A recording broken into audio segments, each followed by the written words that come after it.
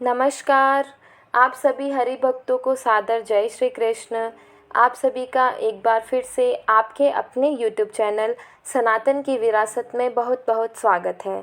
आज मैं आपको पवित्र पुरुषोत्तम मास की पावन कथा सुनाने जा रही हूँ। प्रथम अध्याय के अंतर्गत सूत जी महाराज का मुनियों से वार्तालाप बताया गया है। तो आइए शुरू करते हैं।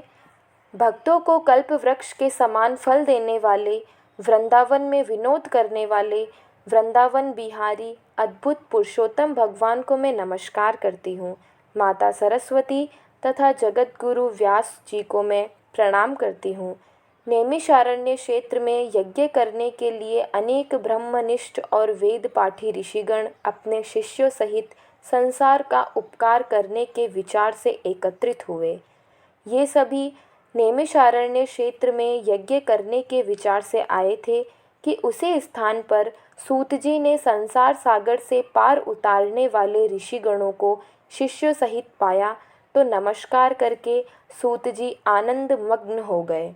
ऋषियों ने प्रसन्न मुख, शांत, सद्गुणों से युक्त परमार्थी मुनि सूत जी को उधर्व पुंड्र धारे, नाम मुद्रा युक्त, गोपी चंदन लगाए, तुलसी की माला तथा जटाओं का मुकुट सिर पर धारे थे को नाम मंत्र का जाप करते हुए आते देखा तो समस्त मुनिजन एक साथ उठकर खड़े हो गए।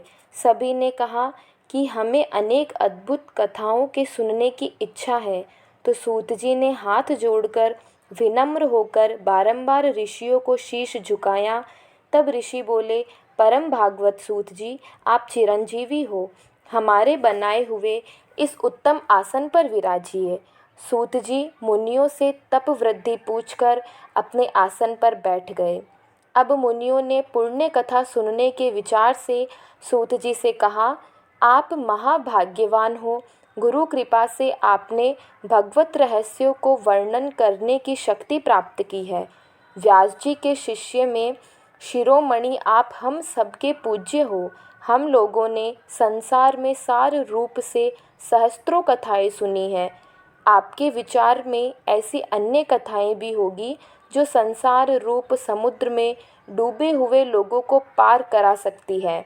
अज्ञान रूपी अंधकार में आपका ज्ञान नेत्रदान के समान है। इसीलिए हे सूत जी महाराज, आप इस संसार के रोगों के लिए रसायन के समान कथा सार को हमारे सन्मुख वर्णन कीजिए, जिनमें हरि लीला रस मिला हुआ है और जो परमानंद का कारण है। ऋषियों के ऐसे वचन सुनकर सूत जी हाथ जोड़कर आदर करते हुए बोले, हे मुनिजनों, आप सब मेरा सुंदर वचन सुनिए।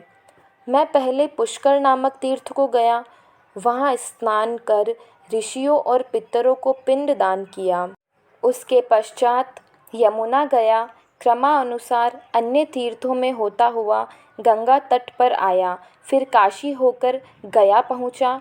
वहाँ भी पितरों को पिंड दान कर वेणी और कृष्णा होकर गंडकी में स्नान करता हुआ सेतुबंध और अंत में बद्रिका आश्रम में नारायण का दर्शन कर तपस्वियों को नमस्कार और स्तुति करे इस सिद्धि क्षेत्र में आया हूँ।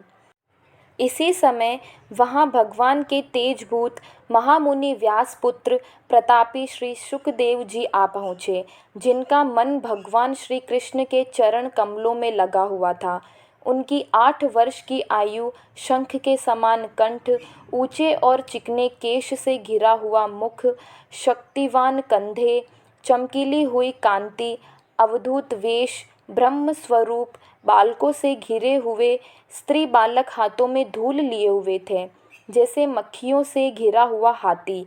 महामुनि शुकदेव जी को धूल से सने हुए देखकर समस्त मुनिगण एक साथ उठकर हाथ जोड़े खड़े हो गए।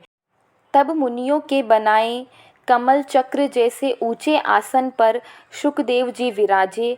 ज्ञान रूपी मुद्रा को आनंद देने वाले चंद्र समान ऋषि शुकदेव जी ऋषियों द्वारा पूजे गए और वहाँ शोभा पाने लगे। इसी के साथ प्रथम अध्याय यहीं समाप्त होता है। अब द्वितीय अध्याय की कथा कल श्रवण करेंगे। अगर आपने हमारे यूट्यूब चैनल को सब्सक्राइब नहीं किया है तो सब्सक्राइब कर लें और बेल आइकन भी ज़रूर दबा दें, ताकि आने वाली आगे की हर कथा आप तक ज़रूर पहुँचे। और मैं आप सभी के लिए पुरुषोत्तम मास में प्रत्येक दिन पुरुषोत्तम मास महात्म्य की कथा लेकर आऊँगी और आप सभी घर बैठे कथा श्रवण कर आनंद लें। धन्यवाद। जय श्री कृष्ण।